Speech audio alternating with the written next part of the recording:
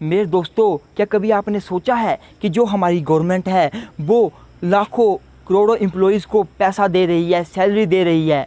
जो हमारी गवर्नमेंट है वो बड़े बड़े हाईवे बना रही है, कई जगह पक्की सड़कें बनाई जा रही हैं, गांव में सड़कें बनाई जा रही हैं, कई लोगों को पक्के घर बना के दिए जा रहे हैं, शौचालय बना के दिए जा रहे हैं, राशन दिया जा रहा है, बहुत सस्ते दामों में पढ़ाई कराई जा रही है, शिक्षा दी जा रही है। तो मेरे दोस्तों, गवर्नमेंट इतना पैसा खर्च कहाँ से करती है? गवर्नमेंट के पास इतना सारा पैसा आता कहाँ से है?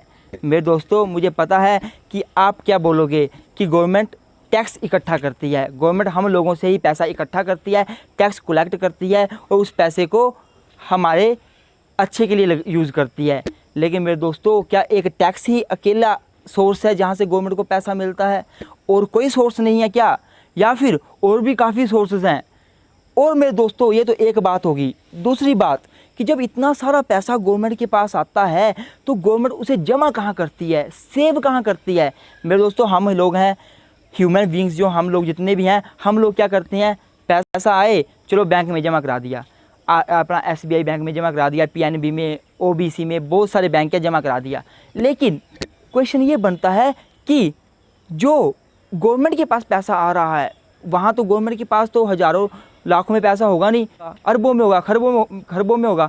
तो वो गवर्नमेंट कहाँ पैसा जमा कराती है, कहाँ सेव करती है? क्या गवर्नमेंट की कोई तिजोरी है? मेरे दोस्तों, आप सोच रहे होंगे कि RBI, reserve bank of India, वहाँ जमा कराती है।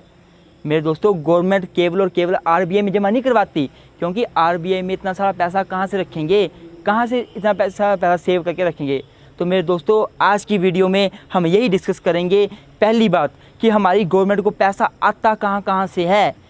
टैक्स से तो हमें पता है कि लोगों से टैक्स इकट्ठा करा, बहुत सारी चीज़ों पे टैक्स लगता है, पैसा आ गया।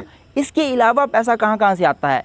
और दूसरी बात हम ये डिस्कस करेंगे कि जो पैसा आ गया वो गवर्नमेंट कहाँ जमा कराती है, कहाँ सेव रखती है, उसे कहाँ बचा के रखती है। और मेरे दोस्तों, साथ ही साथ आपको मैं लीगल प्रोविज़न बताऊँगा, लॉ भी बताऊँगा कि कहाँ क्या बोला गया है इससे रिलेटेड। तो आइए मेरे दोस्तों, वीडियो को शुरू करते हैं। लेकिन वीडियो शुरू करने से पहले आप सभी का पहले तो अपने YouTube चैनल में हार्दिक स्वागत करता हूं। चलिए मेरे दोस्तों, वीडियो को शुरू करते हैं अब। हाँ जी, तो मेरे दोस्तों, अब मैं आपको बताता रहूँगा कि गवर्नमेंट को पैसा कहाँ से आता है, कहाँ से मिलता है, और वो सोर्स क्या है, और वो पैसा जमा कहाँ होता है। तो मेरे दोस्तों, इसके संदर्भ में जो भारतीय संविधान है, इंडियन कॉन्स्टिट्यूशन है, उसका आर्टिकल 266 और 267 डील करते हैं, वो इसके बारे में बात करते हैं। मेरे दोस्तों, अगर मैं आर्टिकल 266 की बात करूं, वो दो प्रकार के फंड्स की बात करता है। पहला पब्लिक अकाउंट फंड और दूसरा कंसोलिडेटेड फंड। और मेरे दोस्तों, अगर मैं आर्टिकल 267 की बात करूं तो आर्टिकल 267 जो है वो कंटिजेंसी फंड ऑफ इंडिया की बात करता है। मेरे दोस्तों, सबसे पहले हम बात पब्लिक अकाउंट फ़ंड की करेंगे। हाँ जी मेरे दोस्तों, तो अगर बात की जाए पब्लिक अकाउंट फ़ंड की, तो जो पब्लिक अकाउंट फ़ंड है, तो इसमें जो पैसा होता है मेरे दोस्तों, जमा होता है, तो वो पहले तो जो हमारी कंट्रीज़ के जितने भी एम्प्लॉयज़ हैं, प्राइवेट पब्लिक, उनकी सैलरी में से PF कटता है। PF अर्थात प्रोविडेंट फंड करता है मेरे दोस्तों। हर महीने सैलरी आती है और PF कटता है, और जितना भी PF करता है वो सारा का सारा कहाँ जमा होता है? इसी फंड में, पब्लिक अकाउंट फंड में जमा होता है। और दूसरा मेरे दोस्तों, आपको पता है कि हमारी कंट्री के बहुत सारे लोग जो हैं वो विदेशों में काम करने जाते हैं। विदेशों में बहुत सारी कंट्रीज़ हैं जहाँ काम करते हैं, और जब वो वहाँ से पैसा लेकर आते हैं या अपनी फैमिली के लिए पैसा भेजते हैं, तो मेरे दोस्तों, जब वो पैसा भेजते हैं तो हमारी गवर्नमेंट सारा का सारा पैसा नहीं देती, कुछ हिस्सा काट लेती है। तो वो पैसा भी कहाँ जमा होता है? वो भी पब्लिक अकाउंट फंड में ही जमा होता है। और मेरे दोस्तों, आपके नॉलेज के लिए आपको बता दूं कि जो फ़ॉरेन कंट्री से पैसा आता है, ऐसे जो गवर्नमेंट पैसा काटती है, इसे फ़ॉरेन रेमिटेंस कहा जाता है। रेमिटेंस के नाम से जान जाता है मेरे दोस्तों इस चीज़ को। हाँ जी, अब आगे बात करते हैं हम पब्लिक अकाउंट फंड के। जो पैसा जमा हो गया, अब इस पैसे को अगर खर्च करना हो, अगर गवर्नमेंट इस पैसे को खर्च करना चाहती है, तो मेरे दोस्तों, जब मर्जी गवर्नमेंट का मन करे, गवर्नमेंट इस पैसे को खर्च कर सकती है। और जो ये फंड है, ये लोगों का ही होता है, ये लोगों का ही पैसा है और लोगों को ही दे दिया जाता है। PF है, लोगों का कटा होता है, लोगों को मिल जाता है। और गवर्नमेंट जब मर्जी चाहे तो पैसा खर्च कर सकती है, और गवर्नमेंट को किसी की परमिशन नहीं लेनी पड़ती, पार्लियामेंट की परमिशन की कोई ज़रूरत नहीं होती। अब अगर मैं बात करूँ मेरे दोस्तों दूसरे फंड की, जिसका नाम है कंसोलिडेटेड फंड, तो मेरे दोस्तों, आर्टिकल 266 ही जो है, 266 इंडियन कॉन्स्टिट्यूशन का, वही कंसोलिडेटेड फंड की बात करता है। तो जो कंसोलिडेटेड फंड है मेरे दोस्तों, वो सेंटर का अलग होता है, कंसोलिडेटेड फंड ऑफ सेंटर का अलग होता है और स्टेट का अलग होता है। और मेरे दोस्तों मैं आपको बता दूं कि जो कंसोलिडेटेड फंड ऑफ कंट्री होता है, जो सेंटर का है या फिर स्टेट का है, ये सबसे बड़ा फंड है। हमारे देश में सबसे बड़ा फंड कंसोलिडेटेड फंड ही है। और मेरे दोस्तों जितना भी टैक्स इकट्ठा किया जाता है, लोगों से जितना भी पैसा इकट्ठा किया जाता है, अलग अलग चीज़ों में टैक्स लगता है, पैसा इकट्ठा किया जाता है, वो सारा का सारा कंसोलिडेटेड फंड में जमा होता है। गवर्नमेंट को पैसा कहाँ से मिल रहा है? टैक्स से। जमा कहाँ होता है? कंसोलिडेटेड फंड में।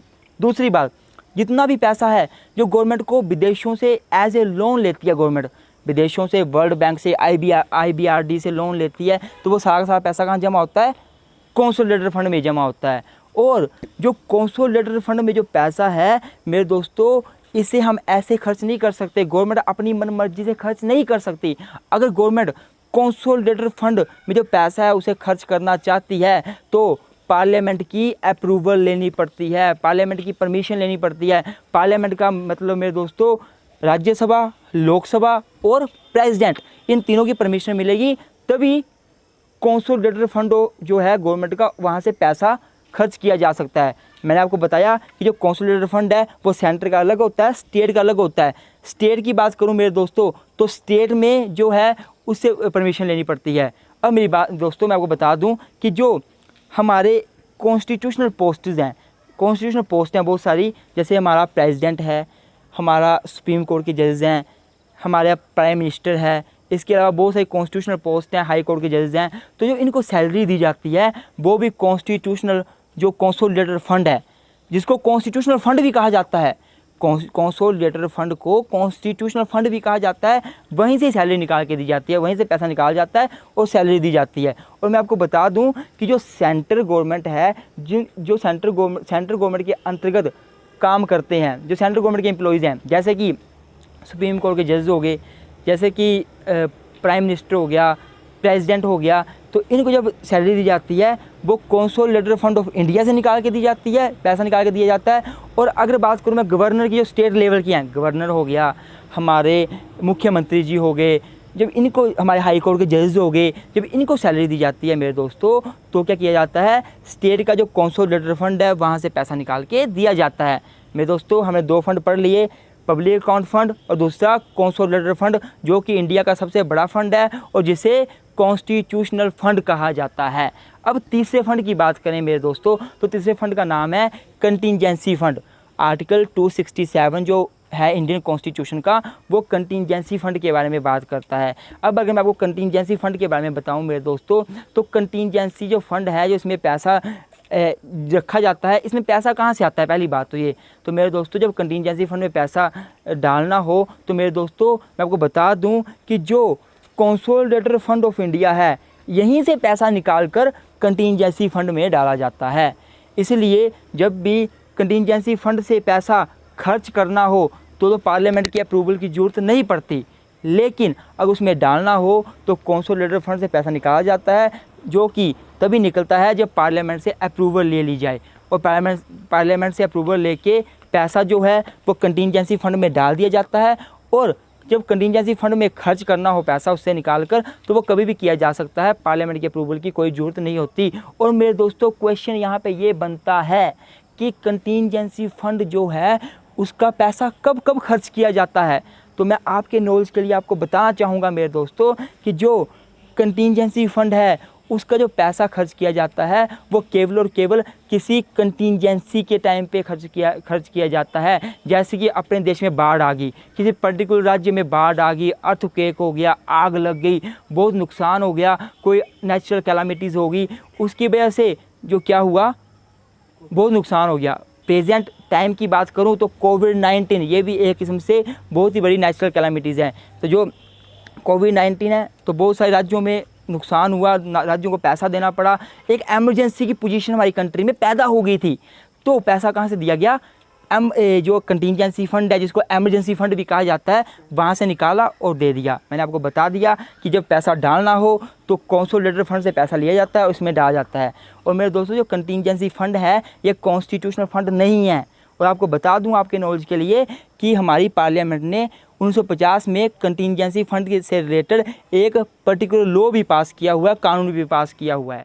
दोस्तों मैं आपके नॉलेज के लिए आपको ये भी बताना चाहूँगा कि ये जितने भी फंड हैं जिनकी हमने चर्चा करी, चाहे वो पब्लिक अकाउंट फंड हो, चाहे वो कंसोलिडेटेड फंड हो, चाहे वो कंटिजेंसी फंड हो, उनको जो रेगुलेट करता है वो CGA करता है।